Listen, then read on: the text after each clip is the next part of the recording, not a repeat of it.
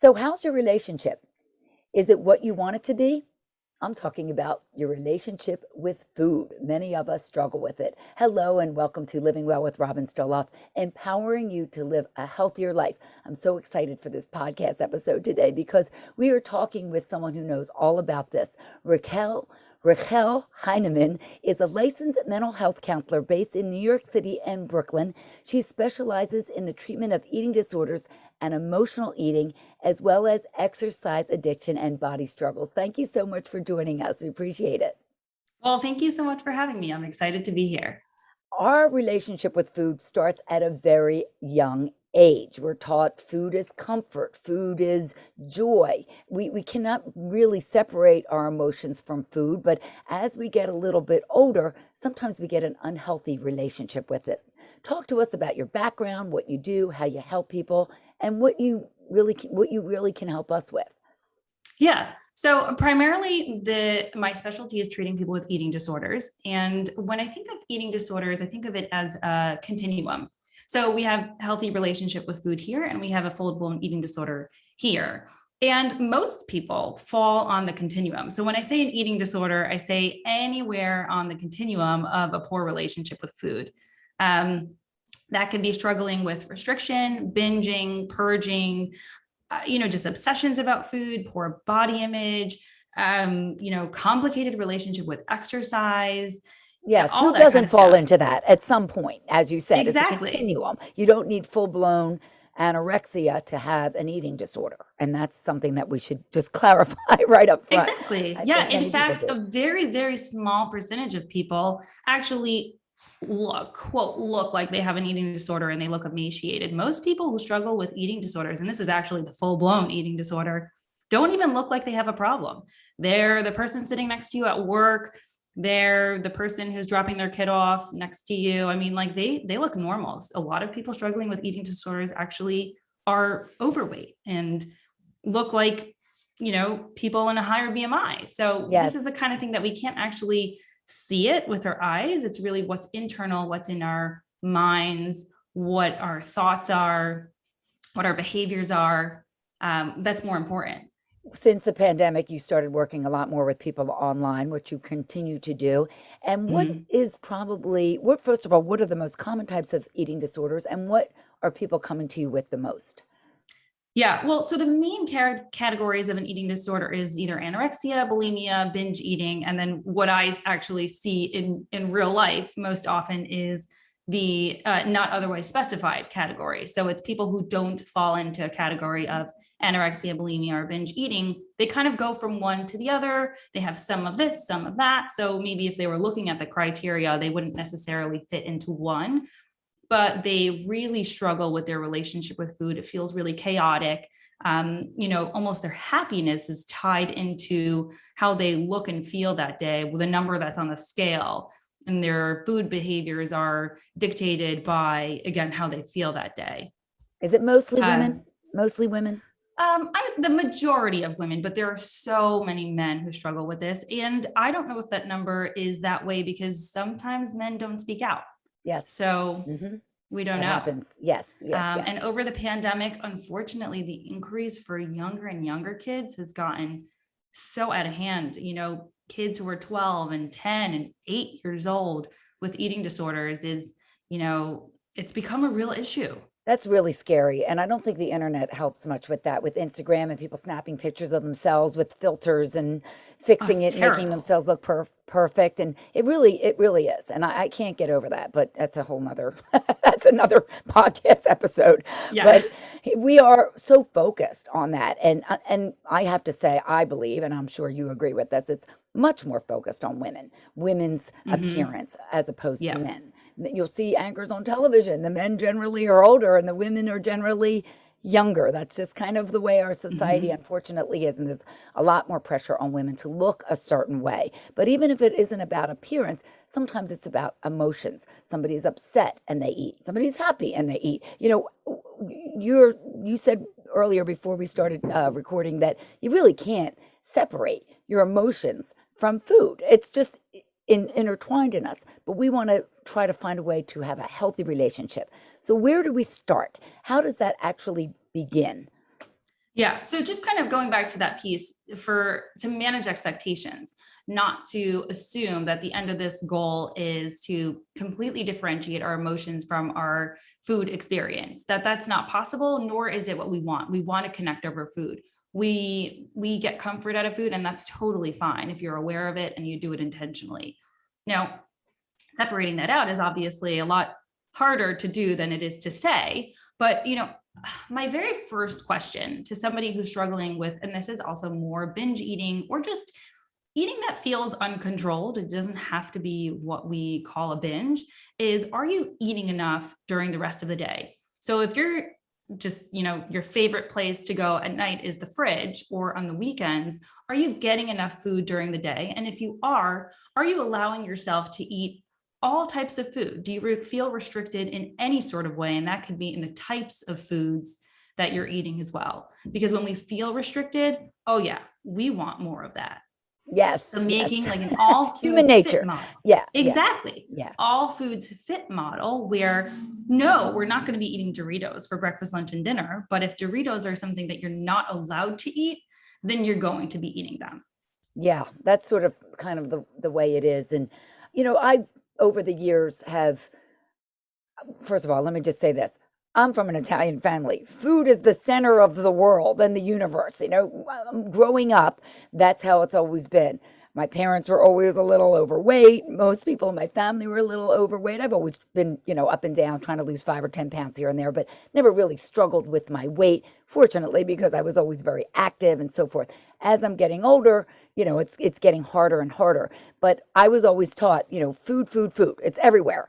And so I, at times, struggle a little bit with my relationship with food, especially in the evenings. And I've talked to friends about this too. I'm not the only one. There are people that eat really healthy during the day, and I usually eat pretty healthy salads and good proteins and so forth, eggs and vegetables.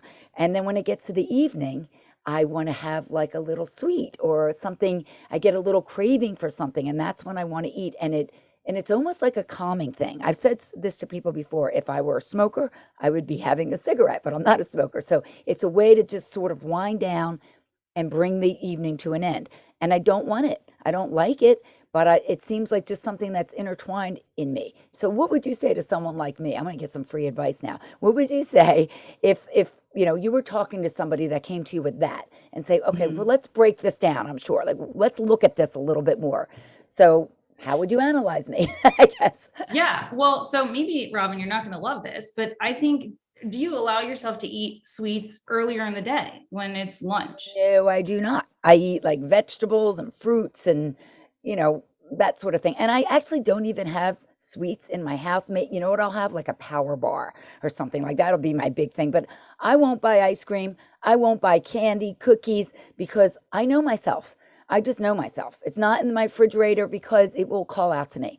Robin, chocolate chip ice cream, mint chocolate chip, your favorite. So I don't want to eat it. So I don't do it. I don't bring it into my so house. here's the thing. When that happens, this ice cream has so much power over you. It does. That if it will be, if it's going to be around or any semblance of it is going to be around, you will need to eat it.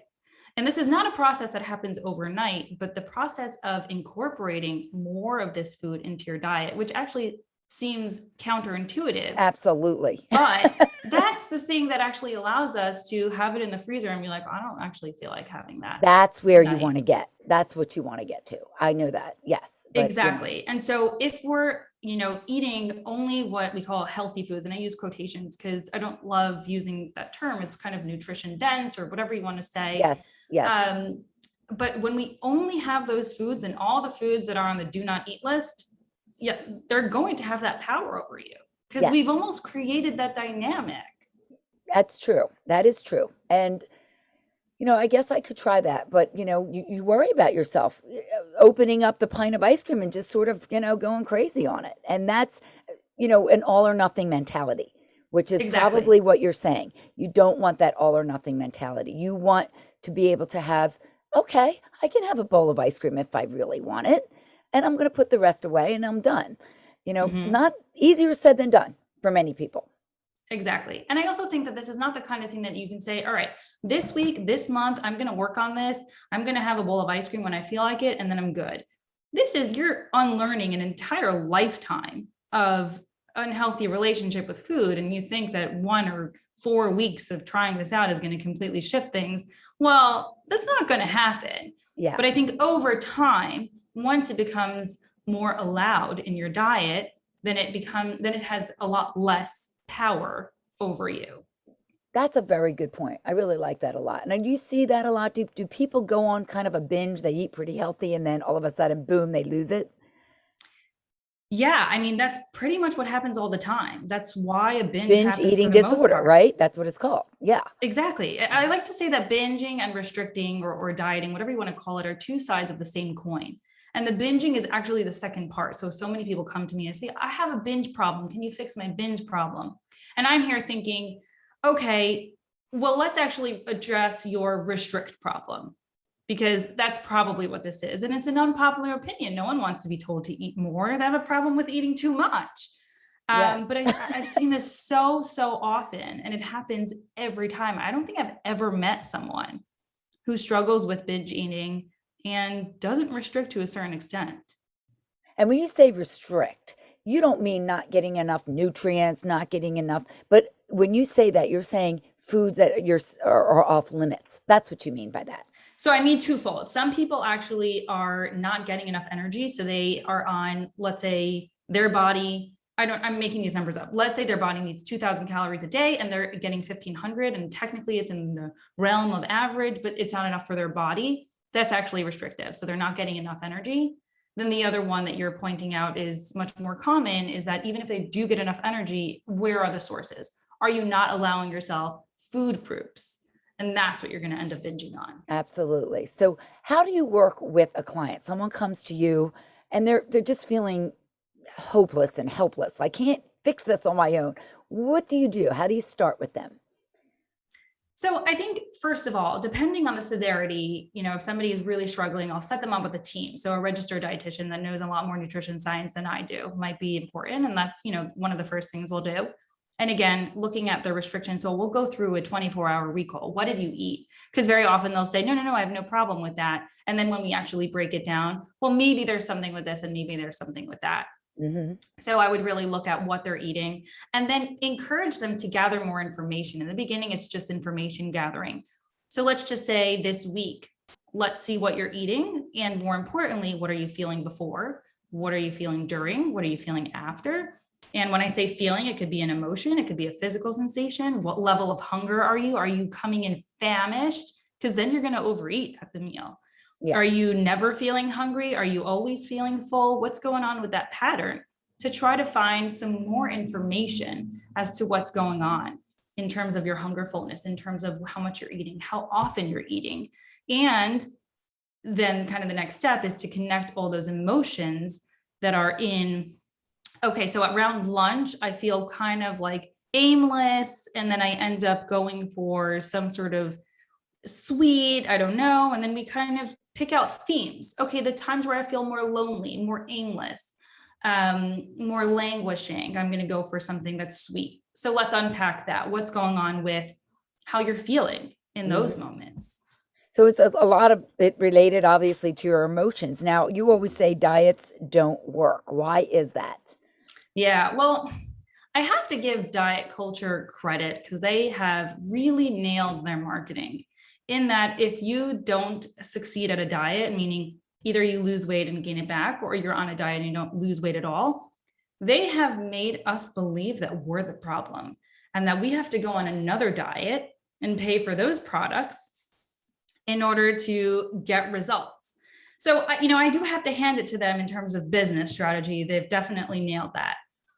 But I do think that there's a certain element of the restriction in diets that is going to make it inevitable that we fail. So again, whether we don't have enough calories in our day, or they're telling us that there's all these food groups that we can't have, you're not going to be able to sustain that behavior for the long term. Your body is not able to do that.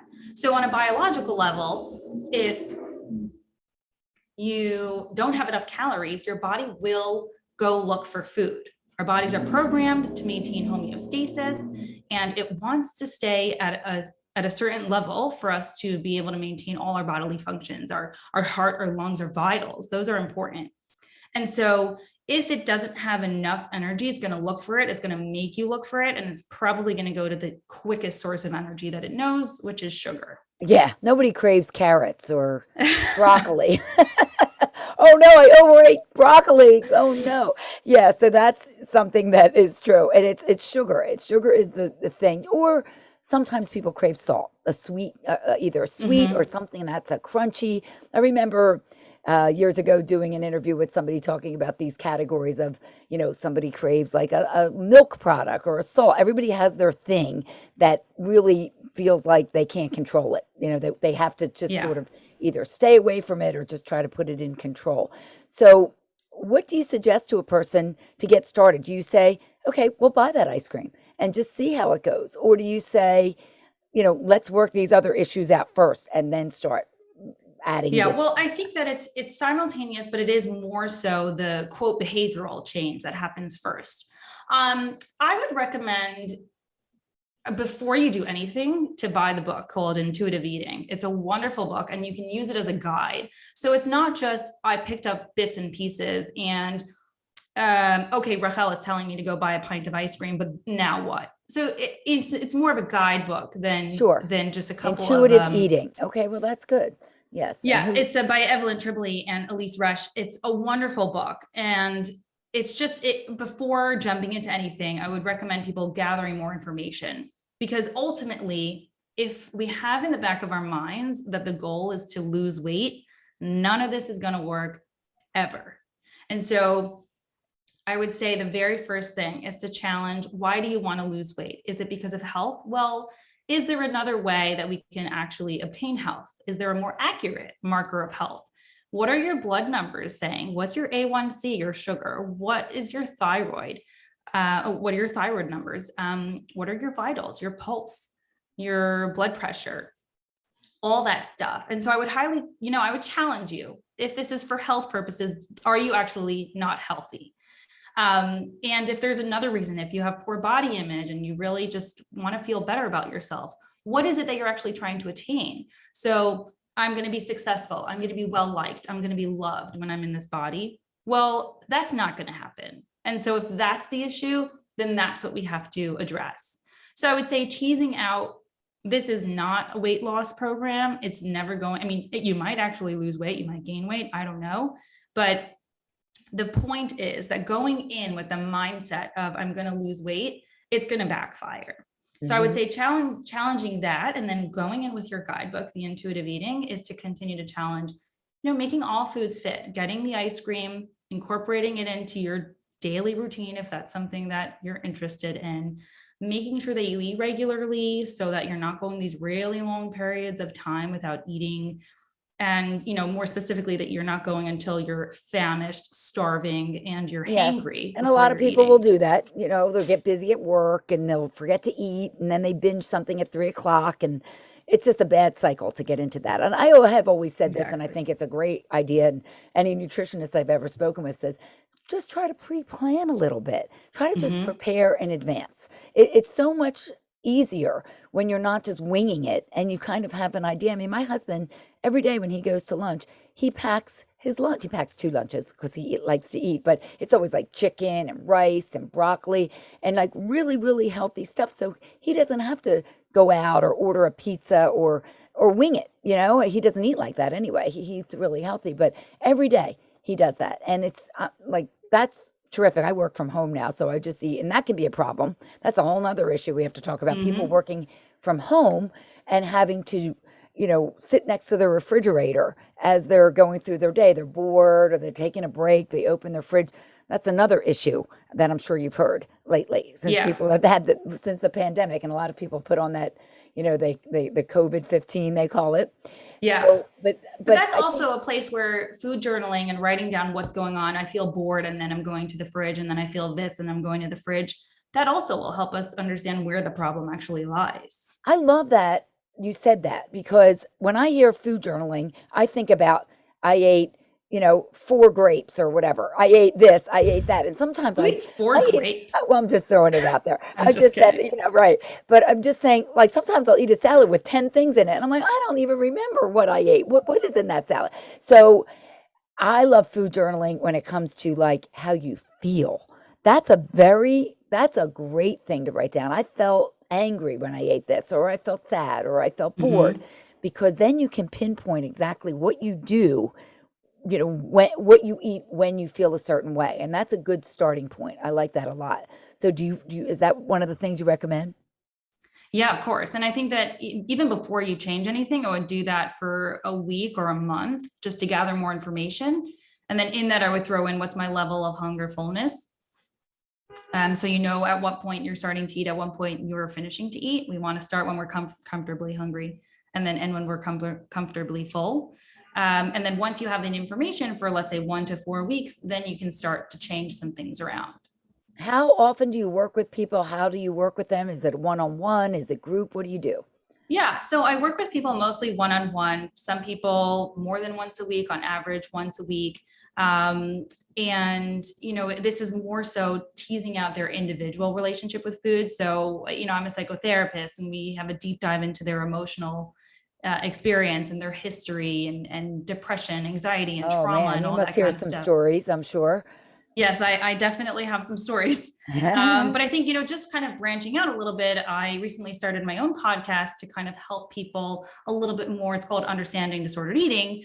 For the people that I can't work with one on one, I have a finite amount of time, and just kind of like putting some more ideas out there about our relationship with food, because, so many people struggle with disordered eating. I mean, like basically everyone. Yes. Oh, yes. I mean, in some level. And as you said, when you think of that, you think of somebody who's maybe emaciated from anorexia, and you thought, oh, that's not me.